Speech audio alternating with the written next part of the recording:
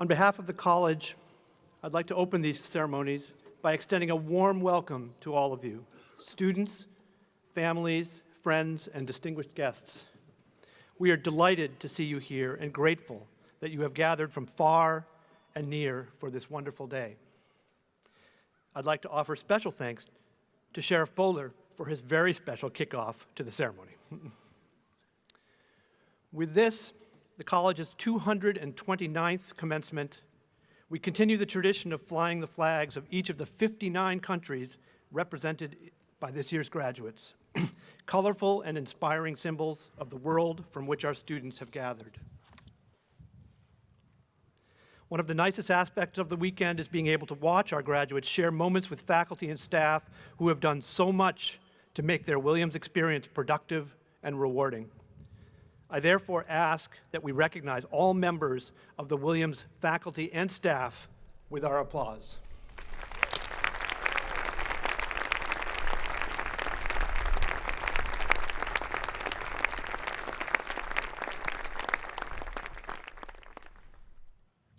Not a single graduate would be here today without the support and encouragement of many people, so I ask that we similarly recognize all of the students' parents, other family members, and friends who are with us today.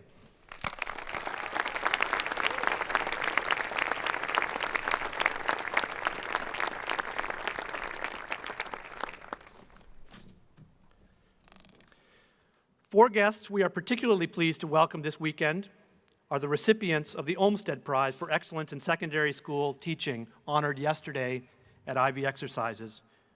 And we are also delighted to have members of the Olmstead family here with us today. We ask our recipients to please stand and ask the audience to hold applause until all names are announced. Jeff Hess of Eugene, Oregon. Justin Maya of Washington, D.C. Giovanna Termini of New York, New York. And Chad Stauber-Soyik of Sheboygan, Wisconsin. Congratulations.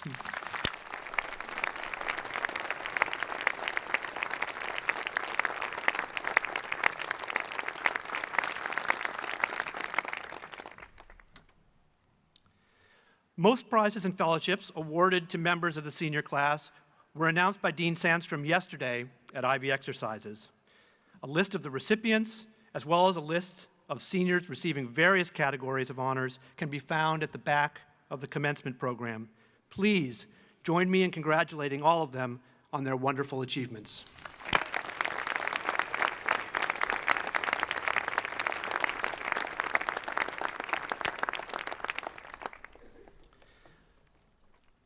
The William Bradford Turner Citizenship Prize was established in memory of Mr. Turner of the class of 1914, who was killed in action in France in 1916. The prize is awarded to that member of the graduating class whose service, leadership, and goodwill have inspired the gratitude and admiration of this community, and whose wholehearted embrace of the institution has helped us to see more clearly its highest purposes. This year's recipient has been a positive and creative force at Williams and beyond. A philosophy major, a beloved JA, a member of Kinetic and the Film Club. She served on the board of Storytime and led International Students Orientation. But beyond Williams, she has worked in local elementary schools, supporting classroom technology and teaching an after-school enrichment course. She also created videos for the BioEyes science education program and served on the board of Images Cinema, the independent movie theater on Spring Street. Along with these tangible accomplishments, she has demonstrated a marvelous ability to draw her peers into community projects. It is now my great pleasure of calling on stage this year's winner of the William Bradford Turner Citizenship Prize, Isabel Andrade.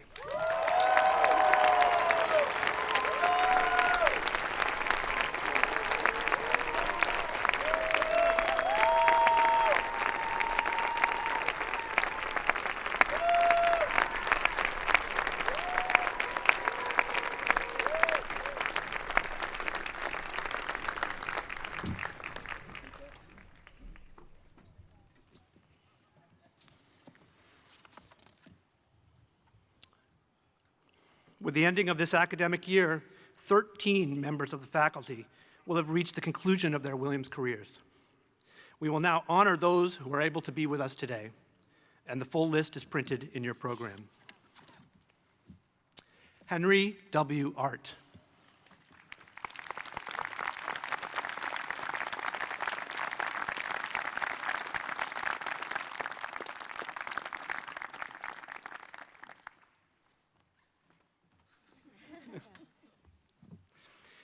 Maybe now you'll start finally acting your age. Since arriving here fresh from grad school, you have buzzed with energy. You helped develop our then new Center for Environmental Studies. You have chaired it as you have the biology department and have directed the Bronfman Science Center and Hopkins Memorial Forest, whose permanent plots you have conducted a census of at 15-year intervals. You wrote for the journals Science and Natural Science and authored a series of popular books on wildflowers. You studied how species relate to each other and developed a curious, though you assured us scientific, interest in the sex lives of salamanders. Locally, you developed rich resources on the history of Williamstown and served for many years on its Conservation Commission. All of this you did before the invention of Red Bull. At the age of 50, you thought you might try a marathon, which you have now done more than 80 times. Still competing in 3 or 4 per year, including Boston and New York, often in partnership with runners who are mobility impaired. Never one to slow down, you now embark on the natural experiment of determining what retirement looks like for someone who is forever 21.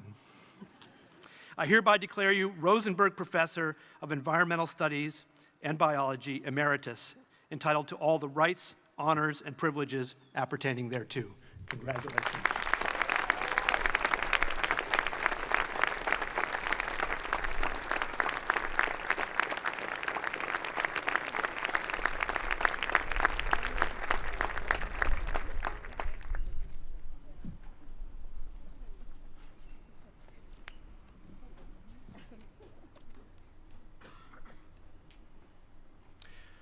Robert H. Bell.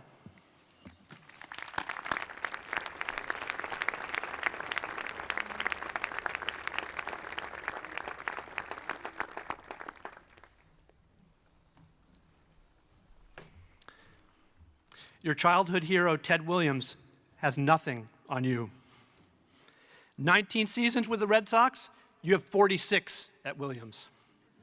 2 MVP awards, you've won 3 national teaching honors, including Outstanding Baccalaureate College Professor of the Year. Most notably, you both, over long careers, strove to bring your A game every single day. An active and wide-ranging scholar, you relished the most complicated texts, Ulysses, Infinite Jest, books we suspect your hero never cracked. Your Fenway was the classroom where you reveled in the joy of literature and learning and of engaging bright young minds in them both. I was wired for verbal elation, you have said, which has been obvious to your students. It was an elation that spilled well outside the classroom as you ended almost every session with the same refrain: I'll be in my office, come see me, I love to hang out. And just as the kid naturally became a batting instructor, your legacy includes launching our Project for Effective Teaching, which, now under a new name, has helped so many faculty members, including this one, to get more comfortable in the box. Congratulations. I hereby declare you Frederick Latimer Wells Professor of English Emeritus, entitled to all the rights, honors, and privileges appertaining thereto.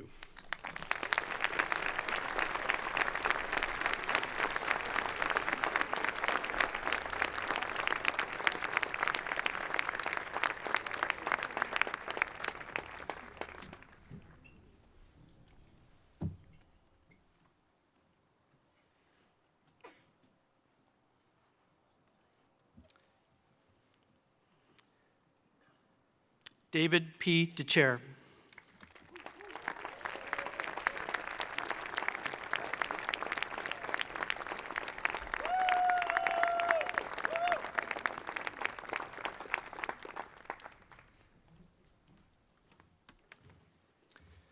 The quintessential outdoorsman. You have chosen a career and modes of recreation destined to keep you perpetually unroofed. This has included countless hours spent studying the critical zone on the Front Range of Colorado and sediment transport, glacial deposits, and groundwater in our own Hopkins Memorial Forest. You became expert in the effects of acid rain and global warming and in the production of renewable energy. The outdoors was not only your laboratory, but also your classroom, as you continually took students out in nature to see, touch, and smell for themselves. How painful it must have been for you to come indoors for meetings, of which there must have been many, especially as you chaired the Geoscience Department, the Science Executive Committee, and perhaps most notably, the project that produced the spectacular Class of 1966 Environmental Center. All of this work won you the Geological Society of America's prestigious Distinguished Career Award.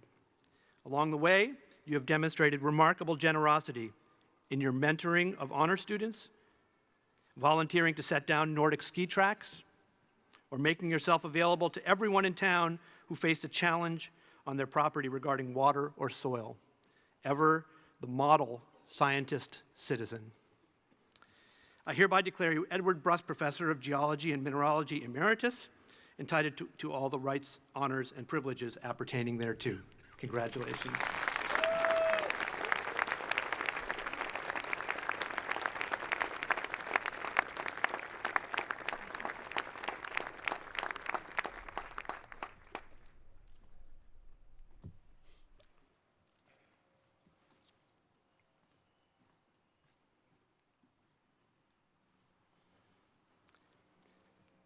David Eppel.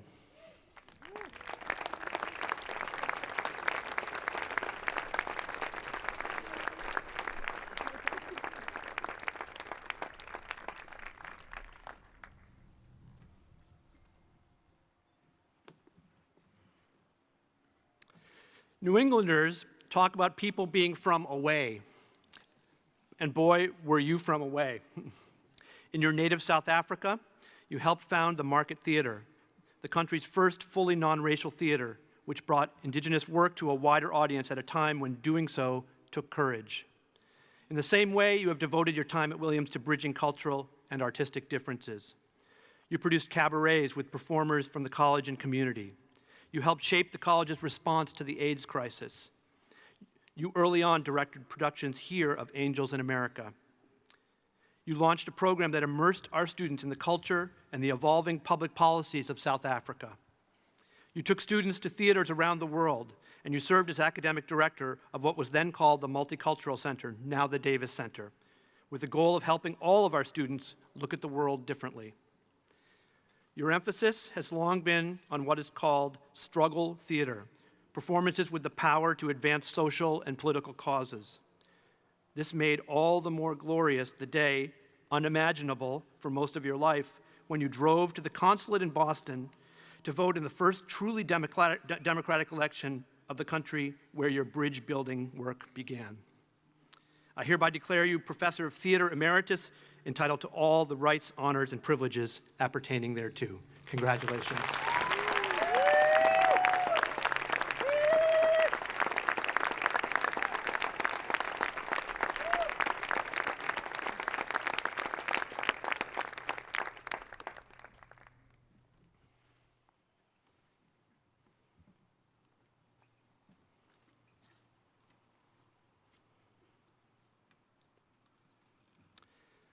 Zirka Z. Filipczak.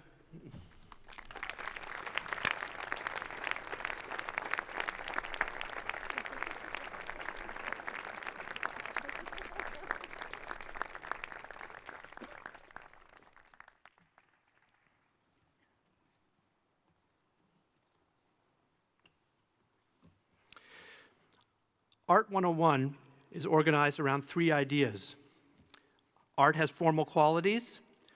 The context in which art is produced and is seen matter, and all art builds on the art that came before. The same could be said in a way of art historians. Your lectures, scholarship, and curatorial work have been meticulously crafted in ways that, quietly but forcefully, dazzled audiences by showing how great art is intellectually as well as visually compelling. Who knew that Mona Lisa's mere hands conveyed so much social and cultural history? One context in which you have produced this work has been as the first woman in the department, a group of colleagues now wonderfully diverse, to whom you have provided generous support, as you have to the college as a whole and to the many alumni who have rushed to hear you lecture here in Williamstown and on study trips abroad. Your work has also come in the context of changing emphases in art history, including towards greater attention to female artists and to the role of gender in artistic expression, developments that you have contributed to. Then there are the art historians who preceded you, in particular the legendary members of your own department. Uncowed by these colossi, you took their practices and made them distinctly, effectively, even artfully your own. I hereby declare you J. Kirk T. Vanado, class of '67, Professor of Art Emerita, entitled to all the rights, honors, and privileges appertaining thereto. Congratulations.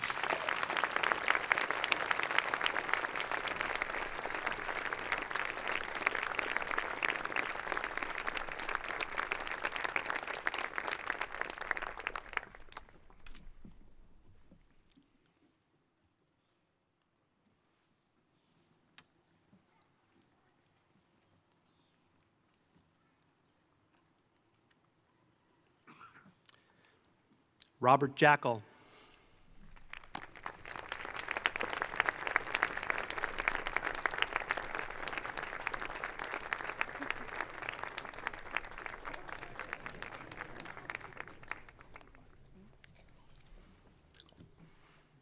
As a sociologist of work, occupations, professions, and large organizations, you have explored some of the most important social questions of our time.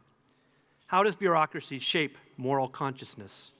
What constitutes ethical law enforcement? What is the nature of violence, and how best can democracies thwart it? Your book, Moral Mazes, The World of Corporate Managers, continues to be taught widely. You co-edited Main Trends of the Modern World, a 12-book series that brings together classical and contemporary analyses of the institutional foundations of modern society. You brought to campus a long line of speakers with deep and varied practical experience, of a kind rarely encountered on a college campus. All of this grew from your careful field studies, some of which in the area of police work courted danger.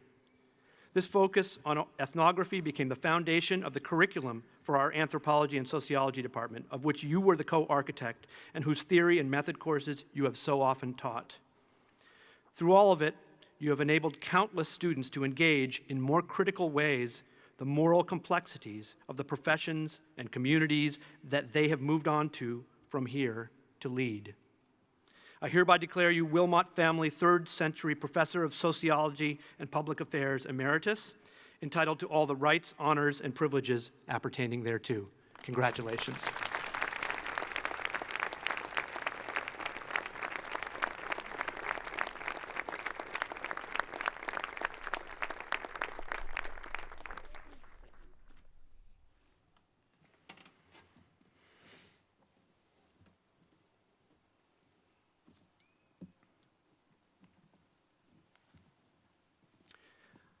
Lawrence J. Kaplan.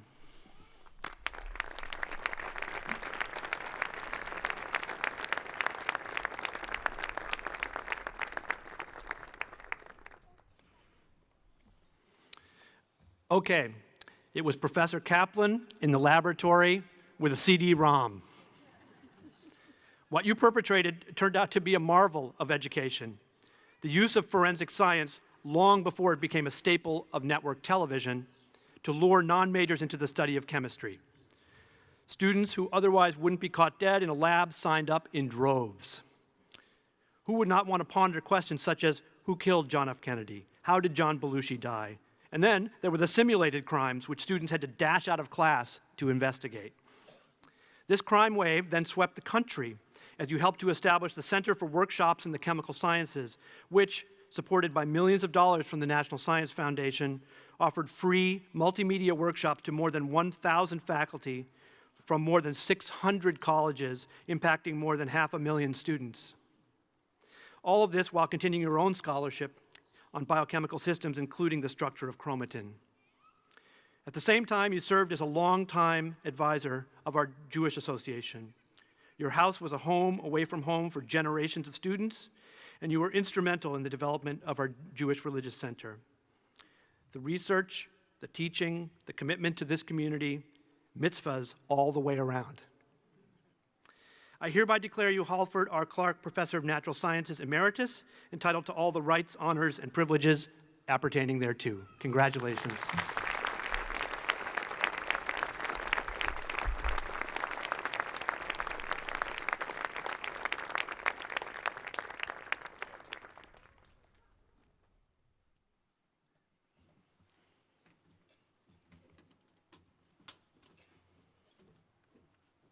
Charles M. Lovett, Jr.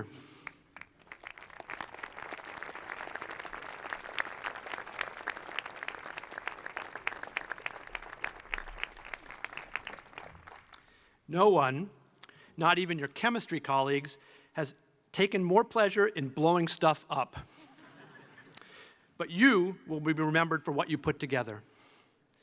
That includes our program in biochemistry and molecular biology, team-taught interdisciplinary courses on AIDS, globalism, and even what is life. And the renovation of the Thompson Science Buildings and addition of Morley Science Labs, that at the time was the largest capital project in the college's history. Come summer, you co-taught a science camp for local elementary school students and teachers and mentored dozens of students in your laboratory study of DNA repair. You served as the director of the Bronfman Science Center and chair of the Science Executive Committee for more consecutive years than one would think humanly possible. Have you never heard of the word sabbatical? Your other legacy, of course, is musical, as you frequently serenaded your class with voice and guitar, often after quizzes, particularly after hard quizzes, adding science-y lyrics to popular tunes and soliciting students' favorite songs, as long as they were from the 60s, all of which made for a chemistry of a different kind. I hereby declare you Philip and Dorothy Shine Professor of Chemistry Emeritus, entitled to all the rights, honors, and privileges appertaining thereto. Congratulations.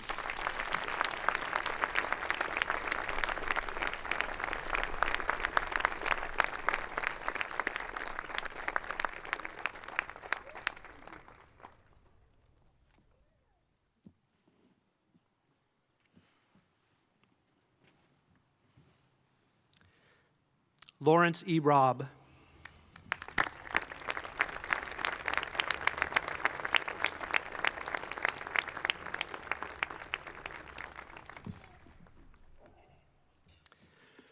Raised in Pittsfield, educated at Middlebury, for decades now rooted in Williamstown, you do seem to have an odd fetish for Route 7. From this meridian, however, you have cast your eyes across the world, seeing within its everyday details deep mystery. In free verse, always measured and sometimes humorous, you have explored the extraordinary in the ordinary, with what Billy Collins has called your rare knack for being perfectly clear and complex at the same time. Your work has earned wide publication, including in the New Yorker, the Atlantic, the Paris Review, in your own compilations, and in several editions of Best American Poetry. It has won prizes from the Academy of American Poets and the National Poetry Series. Your work in the classroom has been based, you have said, on legendary teacher Mark Hopkins' tenet that education is a system of excitement. Lucky are the many students who have come awake at your prodding to the thrill of discovering the power of detail in both life and craft. Your writing often asks how life would have differed with different choices, leaving us grateful that your own choice has left you, or has it brought you, close to home.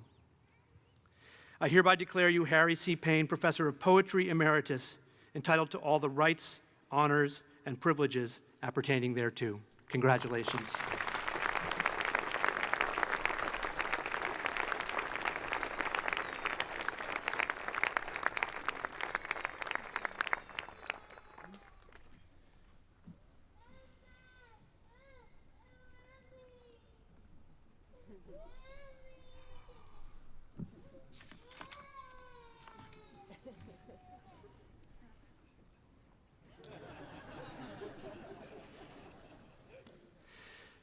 Since 1795, seniors have spoken from the commencement stage. Indeed, in early years, all seniors spoke. The present wise practice of limiting the student speakers to 3 members of the class began in 1901. 1 speaker is chosen by the class, 1 is selected by the Phi Beta Kappa Society, and the last speaker is our valedictorian. To begin, it is my pleasure to introduce our class speaker, Brian Benitez.